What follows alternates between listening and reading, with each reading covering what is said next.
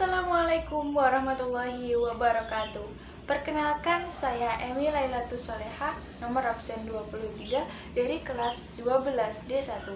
Di sini saya akan mempresentasikan materi bahasa Indonesia mengenai bab iklan. Sebenarnya di materi bab iklan ini dibagi menjadi 3 bagian. Tapi di bagian ini sudah saya rangkum supaya kita mudah untuk memahaminya, begitu. Langsung saja kita pergi ke sini. Apa itu iklan?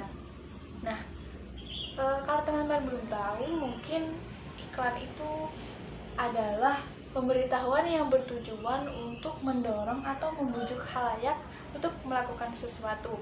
Biasanya iklan itu berupa penawaran barang atau jasa. Biasanya iklan itu dipromosikan atau diiklankan melalui media massa seperti televisi, radio, film, terus surat kabar, tabloid, seperti itu. Nah, lanjut, kemudian kita pergi ke struktur iklan. Bagaimana struktur iklan? Nah, di materi ini struktur iklan itu dibagi menjadi 3 berdasarkan isi, bahasa, dan struktur secara umum. Nah, kemudian kita bagi ke struktur berdasarkan struktur isi. Yang pertama ada butir utama. Butir utama itu adalah headline-nya, judulnya. Jadi butir utama itu harus jelas. Terus kemudian kita ke badan. Sesuai badan itu berisi informasi yang ingin kita sampaikan, seperti pesan-pesan yang ingin kita sampaikan kepada calon pembeli atau calon pengguna jasa, begitu. Kemudian penutup. Di bagian penutup ini biasanya dijelaskan beberapa sosial medianya yang iklan, begitu, informasi sosial media atau informasi lain yang menyangkut topik iklan, begitu. Kemudian ada struktur bahasa. Yang pertama adalah penggugah. Apa sih penggugah itu maksudnya? Jadi penggugah itu adalah kata-kata yang kita gunakan itu harus bisa menarik konsumen atau pengguna jasa, gitu. Kemudian informatif. Informatif itu maksudnya pesan yang kita sampaikan di dalam iklan itu tidak begitu muluk-muluk atau tidak berbelit-belit, begitu. Kemudian ada persuasif. Persuasif itu yang gimana sih? Persuasif itu berupa kalimat ajakan yang bisa membuat pelanggan atau konsumen atau pembaca sehingga tertarik dengan iklan kita, begitu. Kemudian struktur umum. Di struktur umum ini dibagi menjadi 2. Yang pertama, unik dan menarik. Kenapa iklan harus unik dan menarik? Karena kalau tidak unik, ya gimana ya, pembaca pasti juga tidak akan tertarik, gitu loh. Biasanya kalau unik dan menarik itu ditambahkan beberapa kunci visual ya, seperti beberapa karakter atau tokoh, begitu, supaya masyarakat yang melihat, wah, iklan itu berkesan sekali, begitu. Terus kemudian ada kalimat yang kita gunakan juga harus bagus, begitu. Kemudian menarik, bisa kita tambahkan logo. Biasanya, oh, itu logonya iklan itu ya, oh, itu logonya itu. Jadi masyarakat tuh lebih mudah mengingat apa yang kita sampaikan melalui iklan itu, begitu. Kemudian yang kedua, singkat dan jelas. Kan tidak mungkin kan iklan itu panjang seperti surat kabar, kan tidak mungkin. Jadi harus dibuat sesingkat mungkin, jelas sesuai apa yang ingin disampaikan. Jadi masyarakat juga bisa memahami dan mudah untuk mengingat apa yang kita iklankan, begitu.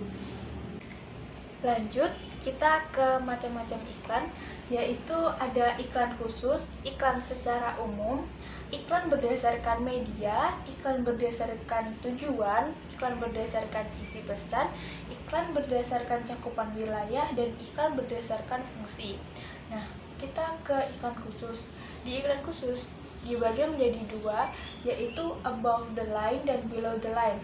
untuk iklan khusus Above the Line ini merupakan iklan yang cakupannya besar. Jadi biasanya itu diiklankan melalui televisi, tabloid, terus film, dan banyak lagi. Kemudian iklan khusus Below the Line. Iklan khusus Below the Line ini biasanya digunakan untuk iklan khusus yang diiklankan menggunakan display, poster, spanduk, baliho, terus ya semacam begitu. Kemudian kita pergi ke iklan secara umum. Di iklan secara umum ini, iklan tanggung jawab sosial, iklan bantahan, iklan pembelaan, kemudian ada iklan keluarga. Kemudian iklan berdasarkan media. Nah, iklan berdasarkan media juga dibagi menjadi dua, yaitu iklan cetak dan iklan elektronik. Nah, di iklan cetak ini bisa berupa iklan kolom, advertorial, dan display. Kemudian di iklan elektronik berupa iklan radio dan televisi. Kemudian iklan berdasarkan isi pesan. Bisa pesan politik, pendidikan, kesehatan, pariwisata, olahraga, dan lowongan kerja. Kemudian iklan berdasarkan tujuan dibagi menjadi dua, yaitu iklan komersial dan non-komersial. Kemudian ada iklan berdasarkan cakupan wilayah, iklan lokal, regional, nasional, dan internasional. Dan yang terakhir ada iklan berdasarkan fungsi, yaitu iklan informasi, persuasi, dan mendidik. Begitu. Lanjut kita ke menyusun teks iklan. Apa sih yang harus diperhatikan dalam menyusun teks iklan? Yang pertama, kita harus mengetahui teknik penulisan headline atau judul. Kemudian yang kedua, kita harus mengetahui juga teknik penulisan subjudul. Kemudian ada teknik penulisan body copy, terus kemudian ada teknik penulisan penutup atau closer, kemudian penulisan flash atau pesan singkat yang akan kita sampaikan. Tidak perlu panjang-panjang dalam penulisan flash ini, cukup inti dari apa yang ingin kita sampaikan di iklan tersebut. Kemudian teknik penulisan banner. Terus kemudian juga teknik pemilihan warna. Nah, di teknik pemilihan warna ini juga sangat berpengaruh karena setiap warna itu memiliki arti dan fungsi masing-masing. Begitu. Kemudian di metode AIDA. Apa sih metode AIDA itu?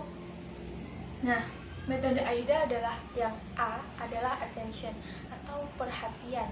Jadi yang membuat iklan kita itu menarik bisa kita menggunakan kata-kata sakti seperti bestseller, kemudian ada mudah, kemudian ada kisah nyata, cepat, ampuh. Nah, seperti itu yang membuat iklan kita menjadi lebih kayak dipercaya gitu sama masyarakat gitu. Kemudian ada interest. Apa sih interest itu? Nah, interest itu adalah ketertarikan pembaca saat melihat produk yang kita tawarkan atau jasa yang kita tawarkan, begitu. Kemudian yang terakhir adalah action.